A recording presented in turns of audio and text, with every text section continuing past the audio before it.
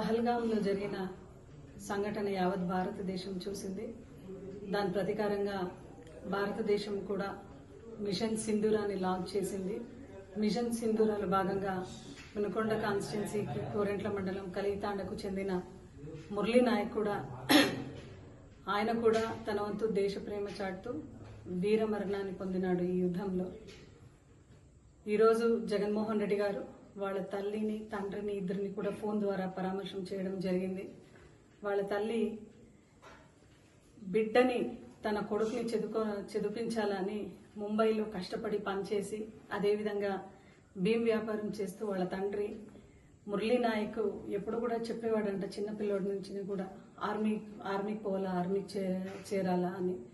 ఒక్కరోజైనా uniform వేసుకొని చనిపోయాలనే ఆశయానికి చాలా కష్టపడినారు వాళ్ళ తల్లిదండ్రులని ఈరోజు గుర్తు చేసుకున్నారు. అటువంటి వీరమాతని కలవాలి, అదేవిధంగా వాళ్ళ ఆ కుటుంబానికి పరామర్శించాలి. ఎల్లవేళలో మేము అండగా ఉంటాము అని భరోసా కల్పించడానికి మే 13వ తేదీ జగన్మోహన్ రెడ్డి గారు వచ్చే మంగళవారం మే 13వ తేదీ పెనుకొండ కాన్స్టిట్యున్సీ గోరెంట్ల మండలం కలితాండకు వచ్చి ఆ కుటుంబాన్ని పరామర్శిస్తున్నారు. ఈరోజు ఎన్ని డిఫరెన్సెస్ ఎవరికున్నా కూడా నేషన్ కమ్స్ ఫస్ట్.